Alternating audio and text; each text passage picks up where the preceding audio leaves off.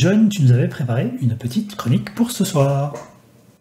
Bah ouais, toujours dans l'esprit de s'adresser à un public assez différent, que ce soit des joueurs plus anciens et avec de l'expérience ou des joueurs plus juniors. Ce coup-ci, mon sujet, c'est plus peut-être pour les juniors, même si je suis certain que appeler des souvenirs ou donner des envies aux joueurs plus expérimentés.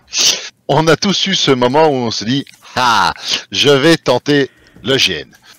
On a réfléchi, on s'est demandé quel type de GN on avait envie de jouer, si on allait jouer PJ, PNJ, quel type de jeu on voulait faire, comment est-ce qu'on allait aborder le personnage, etc.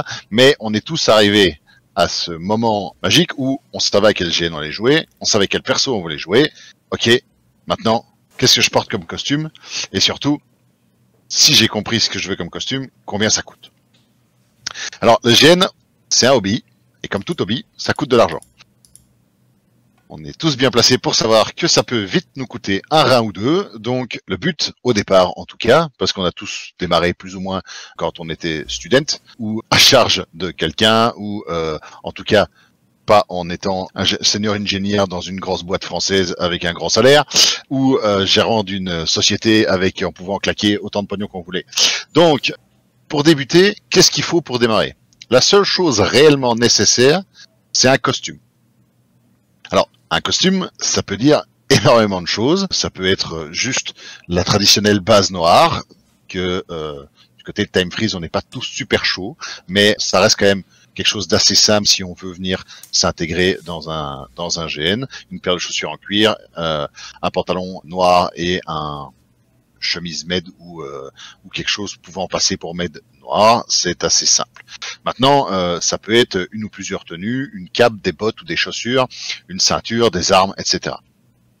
Si on doit commencer à s'acheter tout ça, c'est le budget bouffe du mois et même des mois suivants qui risque d'y passer. Mais il y a un moyen assez simple, si vous n'avez pas d'argent, ça va vous coûter aussi, mais ça va vous coûter en temps. Je peux vous donner l'exemple. Moi, pour Ragnarok, au moment où Ragnarok s'est lancé, j'avais pas de thunes. J'étais en train de retaper un appart, mais j'avais envie de jouer un guerrier lourd, donc j'avais besoin d'un Aubert de maille. Vous avez vu ma stature de jeune premier. Croyez-moi, il faut du métal pour couvrir ma surface. Donc, je me suis dit, écoute, ça a pas l'air trop compliqué à faire soi-même. Je vais me faire un Aubert de maille. Alors, faire de la cotte de maille, c'est con comme bonjour. Mais par contre, il faut du temps. Et beaucoup de temps. Parce que ça prend vraiment du temps. J'avais compté, mon Aubert de maille, il y a à peu près l'équivalent de 2,5 km de câble dedans. 2,5 km. Faut vous rendre compte que chaque fois que vu que c'est des anneaux de 8 mm, j'ai coupé tous les 2,5 cm. Et voilà. J'ai donné 1000 coups de pince. Et avec ça, j'ai juste coupé les anneaux. Je les ai pas assemblés. Donc, c'est... Attends, combien de kilomètres t'as dit? 2,5 km. Waouh, ok. D'accord. Mais bon, il est bien large et il y a de la place. Donc ça, c'était une anecdote, mais si vous allez sur les sites internet et les pages dédicacées au GN, vous allez trouver un grand nombre de fournisseurs de matos, qu'ils soient belges, étrangers, les Tchèques, l'Europe de l'Est fait pas mal, la Chine en fait aussi. N'hésitez pas à aller jeter un œil là-dessus, parce que il y a vraiment des objets qui sont souvent plus faciles, parce que plus compliqués à fabriquer soi-même, et plus safe si on les achète soi-même, voire il y en a même que si on va les chercher directement chez les Tchèques ou chez les Allemands, si c'est vous qui vous les faites vous-même, vous n'allez même pas y gagner de l'argent parce que vous n'avez pas les outils pour. Donc n'hésitez pas à vous renseigner. Vous allez aussi trouver toute une série de sites de tutos et de conseils. N'hésitez pas à vous poser. Mais de nouveau, passer par un artisan, c'est ce que je vous expliquais, vous allez gagner du temps, mais si vous allez payer son temps, ses compétences, ses outils, en plus de la matière première. Donc, par définition, 9 fois sur 10, ça va vous coûter plus cher que si c'est vous qui le faites. Donc, si vous avez du temps, il n'y a rien ou presque qui vous empêche de tenter l'une ou l'autre économie en le faisant vous-même. Je vous dis, il y a plein de pages, plein de tutos vidéo sur Internet pour apprendre à réaliser ce qui vous fait envie. Il y a des choses qui sont beaucoup plus simples. Personnellement, je trouve que faire une arme de GN qui a un chouette look et qui est safe, faut faire pas mal d'essais-erreurs pour y arriver. Quand on voit au prix qu'on peut trouver une arme correcte dans le commerce, est-ce que ça vaut vraiment la peine de s'arracher la tête pour le faire? C'est peut-être un investissement intéressant. De nouveau, une armure, du cuivre c'est pas si compliqué à trouver, c'est pas si compliqué à travailler. Alors elle aura peut-être pas le méga look que vous voulez au départ, mais ça fera le job. Donc faire soi-même, ça demande du temps, des compétences et des outils.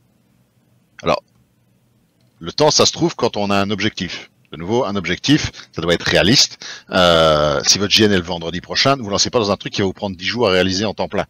De nouveau, si GN c'est la semaine prochaine, faites pas votre code de maille vous-même. Demandez-en à un pote ou allez en chercher un dans un magasin à côté de chez vous. Ce sera le plus efficace. Pour vous donner un ordre d'idée, la mienne, et j'ai passé un certain temps dessus par jour, m'a mis 3 mois. Des compétences, ça s'acquiert. Alors, ça s'acquiert soit à coup d'essai-erreur, en regardant 2 heures de tuto sur Internet, en épluchant tous les livres sur le sujet, mais ça peut aussi être en regardant un ami plus expérimenté le faire. Pas plus tard que le mois qui vient de passer, appris à un gars qui était certain de ne pas savoir clouer un clou dans une planche, à faire des tables passant pour maître, sans qu'il se blesse, et il est capable de le refaire par lui-même. Donc, si on en a envie et on se donne les moyens, on peut toujours arriver à une partie de ses objectifs. Si vous intégrez un groupe de joueurs, par exemple dans GN comme Ragnarok, qui vous rentrez dans une caravane d'un nombre de joueurs qui sont déjà importants, mais n'hésitez pas à faire connaissance avec eux en leur demandant s'il n'y en a pas l'un ou l'autre qui peut vous filer un coup de main. Dans la caravane, on a un gars qui maîtrise la forge à froid et le travail du cuir plutôt. J'ai appris des trucs en le regardant faire et en lui demandant des conseils, etc. Alors, les outils, ça c'est toujours le problème parce que c'est vite coûteux. Donc soit ça s'achète parce que typiquement moi pour ma cotte de maille j'ai utilisé une visseuse. Sur le moment j'avais envie aussi de m'acheter une bonne visseuse. J'ai mis le pognon que je voulais pas mettre dans la cotte de maille dans la visseuse parce qu'elle allait m'aider à retaper mon appart. La visseuse je l'ai plus. Maintenant c'est Malévran qui l'a pour une raison assez sombre de chargeur d'accu qui marche plus. Mais voilà, elle a fait son temps et des kilomètres et en plus, elle m'a servi à faire ma cotte de maille. Par contre, tu l'as fait avec la toute petite. C'est vraiment pas une grosse. Comme quoi, il faut pas grand-chose. Non, et en plus, il y a plein de tutos sur Internet qui t'apprennent comment, avec une barre de métal un peu tordue, faire une machine pour faire des anneaux qui coûtent rien. En fait. Donc voilà, c'est vraiment une question de façon dont on a envie de mettre ses envies et ses besoins. Qu'est-ce qu'on a comme moyen réellement et comme temps. Mais des outils, ça peut se trouver en prêt. Moi, j'adore bricoler le bois. J'ai retapé une grosse partie de ma maison. Certains dans le chat pourront témoigner. Je sers régulièrement de banque de prêt ou de magasin de prêt d'outils. À partir du moment où vous en prenez soin, y a pas de souci. Si c'est des outils de qualité, c'est pas pour ce qu'un quelqu'un qui est non professionnel en fait qu'il va l'user une fois. On peut en trouver en location. Par exemple, les locations, alors on va pas citer de marque, mais de grandes enseignes du bricolage peuvent vous prêter du matériel. Souvent, ce qu'ils ne louent pas, c'est les consommables que vous devez acheter à côté, mais les locations sont souvent relativement bon marché. Sur les groupes sur les donneries, dans les brocantes, on retrouve souvent des outils qui ont des kilométrages, mais par contre qui sont à des prix défiant toute concurrence. Sinon, il y aurait aussi les Fab Labs. Alors les Fab Labs, c'est quoi? C'est un endroit où vous allez trouver une majorité d'outils pour bricoler, que ce soit le bois, le métal, mais aussi trouver des imprimantes 3D, des machines à coudre. Il y en a de plus en plus. En Belgique, je dois y en avoir une trentaine. Donc il y en a un qui doit pas être très loin de chez vous. Demandez à papy ou mamie, demandez à vos parents, demandez aux potes autour de vous. J'en passe des meilleurs, des outils, ça se trouve. Si vous êtes vraiment motivé pour votre projet, je suis certain que vous pouvez trouver une solution.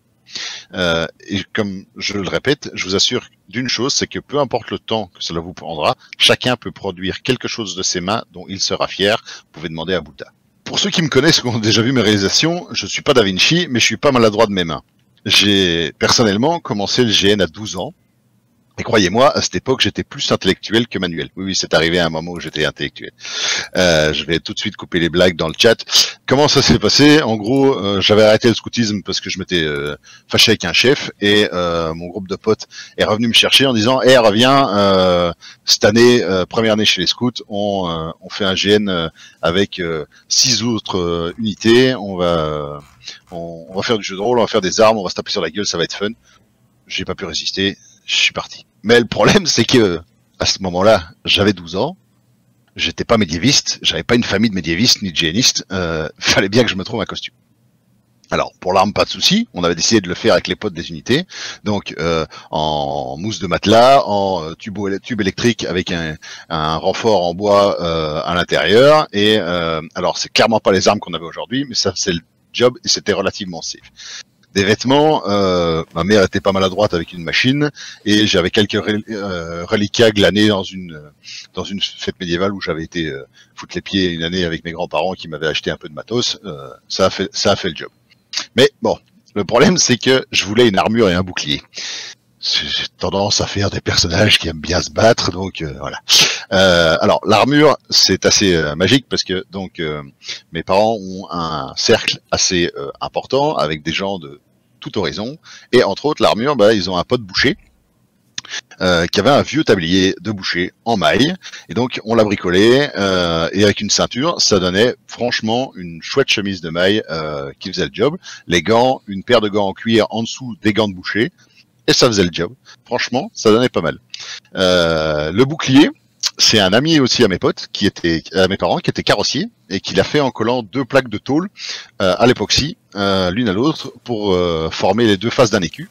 Il a peint dessus un cheval et on l'a protégé avec de la mousse d'isolant et du duct tape, comme on faisait il y a 20 ans. C'est clairement pas les boucliers d'aujourd'hui, mais ça faisait le job. Alors la mousse n'a pas vraiment survécu, mais comment dire, le bouclier, lui par contre, est toujours vivant et n'a pas une ride. C'est cette année-là que j'ai appris que passer une journée complète avec le poing refermé contre une plaque de tôle pouvait vous marquer à 100, même si la plaque de tôle est parfaitement lisse. Cette anecdote est surtout là pour vous dire que quelqu'un qui n'a aucun lien avec le GN, avec un peu de bon sens et d'envie, pourra retrouver les ressources pour se faire un costume dont il a envie. Et j'espère que je vous ai donné l'envie de créer à partir de cela. Merci John pour ce partage. C'était excellent. Tu peux remontrer le bouclier s'il te plaît? Ne faites pas faire vos boucliers par des garagistes. Tu rigoles, oui, il est magnifique ce bouclier. Et c'est comment l'autre côté, la poignée? Alors la poignée, elle a un peu évolué avec le temps, mais à la base, il y avait juste deux boucles de cuir comme ça. C'est moi qui ai rajouté la mousse après le premier GN parce que sinon je le savais que ça n'allait pas tirer.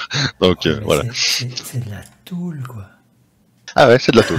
Alors pour l'anecdote idiote, hein, parce que comme ça on va aller jusqu'au bout. On n'avait pas fait que les épées avec mes potes des unités. On avait aussi fait, chacun avait fait son bouclier chez lui. Et alors c'est génial parce que les mecs qui organisaient ça, c'était des vrais génistes et donc ils testaient armes et boucliers à l'entrée pour la sécurité. Et le type, il avait une vraie belle GV.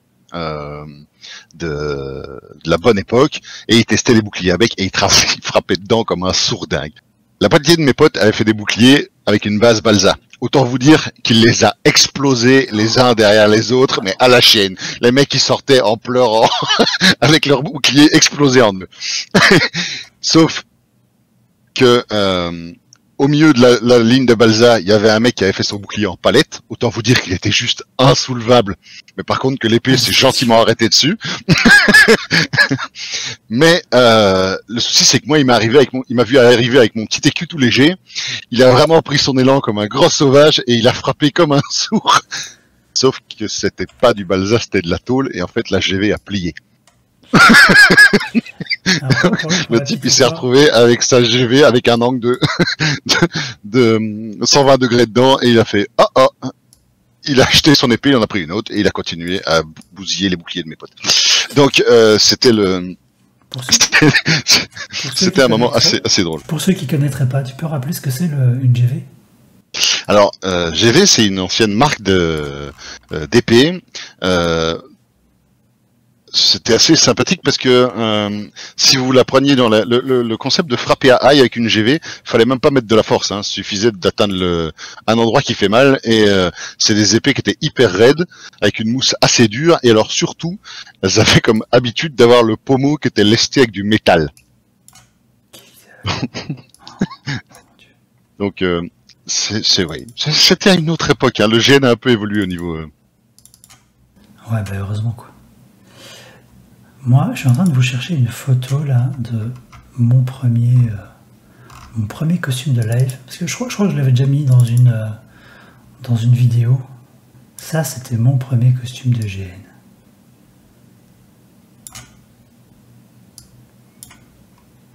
À l'époque, pareil, j'avais pas de thune du tout. J'étais avec un pote, on venait de sortir de secondaire, on a décidé d'aller se faire un jeu de rôle live. Et donc, on avait 0 matos. On s'est acheté des chapeaux là. Les chapeaux, on a eu 2 pour 5 €, je crois. À l'époque, c'était encore en francs belges même. Dans un truc de costume rue du Lombard, ici à Bruxelles, là, un truc de déguisement. Il faisait le taf, c'était juste en paille, voilà, ça coûtait rien. Et on s'est fait faire une arme par un gars qu'on connaissait qui faisait des armes. Ça nous a coûté bonbon. Ça nous a coûté 1500 balles à l'époque, je crois, 1500 francs belges. Ça, c'était un peu rude pour le portefeuille. Mais tout le reste... Ben en fait, moi je faisais de l'aïkido, et donc j'ai pris juste mon kimono et mon nakama, et je me suis dit, je vais aller jouer un asiatique, quoi. Un Ronin, machin, sur les routes. Alors il fallait voir la gueule des mecs quand ils nous ont vu arriver, parce qu'ils se sont dit, ok, c'est qui ça de plouc là encore des petits gamins qui viennent jouer les japonais là. Et en plus ils n'ont pas d'armure, on nous a directement dit, vous n'avez pas d'armure, vous allez crever après 2 minutes. Et en fait, finalement, on s'en est bien tiré. Parce qu'on avait joué notre roleplay à fond et tout. On s'est fait un pote, un druide qui nous a pris sous son aile et on a joué ses gardes du corps pendant tout le live. C'était vraiment un gars très cool, alors que les autres essayaient de nous bully. Et donc, au final, on a eu une très très bonne expérience grâce à ce gars-là. Mais on a été avec ce qu'on avait dans nos sacs de sport, quoi. Scruggs, tu te souviens de l'histoire de la bouteille de saké? Eh ben ça, c'est formidable. On a été avec un groupe, c'était un groupe de vikings, et eux aussi, ils avaient tout leur matos eux-mêmes, machin. Et on est venu avec des bols, avec des baguettes, machin, et on avait acheté une grande bouteille de saké en se disant ça va être super sympa. On la met dans le frigo, parce que notre dortoir avait chaque dortoir avait un frigo, donc c'était à Montmédy. On met la bouteille dans le frigo. Aussi. Et on met la grande, c'est une grande bouteille, on la met dans la porte du frigo, quoi. On se dit, ah super, il sera frais et tout, ça va être génial. Bon, déjà du saké, on savait pas qu'à l'époque, on n'aurait pas dû le mettre au frais.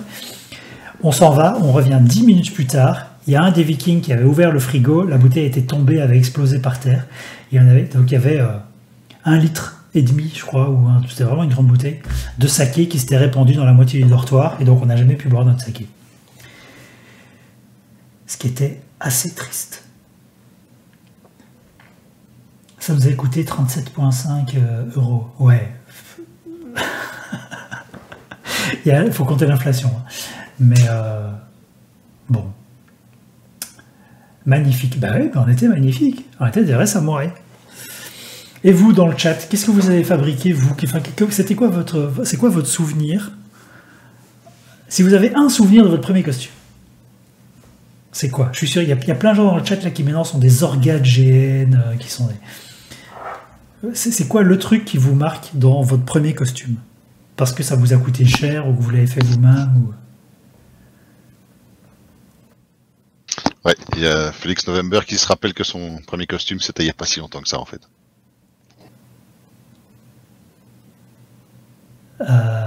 C'est vrai ça. C'était pas Ragnar? C'était Ragnar? Non. Ah, là, vous faites les timides. Alors, Scruggs, le passage chez Veritas pour choper des patrons de ce que je voulais. Coudre. Grand classique. Coudre. Ah oui, non, Félix, c'était Avatar. Bordapawa. Ah ouais, donc, Scruggs, c'était la recherche de patrons, je me mets directement à coudre moi-même, quoi. Une armure matelassée faite maison. Ouh là là là là là là. Ça, je sais qu'il y a des gens qui ont essayé une fois de le faire et que c'était pas évident du tout. Donc c'est quoi? C'est du tissu et de la mousse Ah, de... Gilles, elle est belle. T'as pas une photo? Sac en toile de jute avec écailles en carton peinte en gris métallisé. Ah oui, oui, ça c'est une autre époque aussi, ça. Premier costume, un sarouel tout dégueulasse et un t-shirt retourné où j'avais coupé les coutures. Oh, ah ouais. Cap noir et capuche. Alors oui, il y avait tout à l'heure, il y avait John la chiconade qui nous disait que si tu voulais vraiment pas payer cher en costume, tu pouvais toujours te faire un costume de gros tout nu. Voilà, moi des GN nudistes, j'en connais pas beaucoup. Après, John la chiconade, il parlait pas de faire un GN nudiste, il parlait de jouer un gros tout nu dans un GN. Ah ouais, Mais pour être gros, ça peut coûter de l'argent. Hein. Il y en a à qui c'est gratuit, mais c'est pas le cas pour tout le monde. Attends, qu'est-ce qui est pas gratuit d'être tout nu? Ben non, d'être gros. Tout nu, c'est toujours gratuit normalement. Fourrure de grand-mère trouvée sur brocante. Pas mal. Oui, ça reste la classique, effectivement. Ouais, la photo, je crois qu'on l'a vue. Parce que ces derniers temps, sur Facebook, il y a des gens qui ont commencé à sortir à sortir des vieux dossiers. Et il y a vraiment des... Franchement, je vous conseille d'aller faire un tour. C'est très très bon. Un bouclier en bois 1000 fois trop lourd et mes premières merdes avec les machines à coudre. J'avais attaché un crâne de mouton à ma ceinture et j'avais découpé dans un manteau de fourrure pour faire un barbare. Je suis sûr que j'ai vu ce costume. Je m'étais fabriqué un bras d'armure en cuir, arme d'une liquidation de chez Carfax, peinture de guerre, lentilles. Je ne renie rien de ce costume. On déconseille le barbare torse nu avec un kilt en novembre en Belgique. Ouais, mais souvent, il y a quand même beaucoup de gens qui ont commencé par Avatar ou par Ragnarok et qui donc, en été, tu peux te permettre quand même... Tu peux te permettre le pagne. Ce qui est plus compliqué à d'autres époques de l'année, effectivement. 12 couches de tissu de diverses épaisseurs, cousues et rivetées pour faire une armure matelassée. Ouais, celle-là, par exemple, tu vois, je l'aurais évité à Ragnarok. Tu vois. Parce que vu que soit c'est de cagnard, soit de la drache nationale, le 12 couches de tissu, ce n'est jamais utile.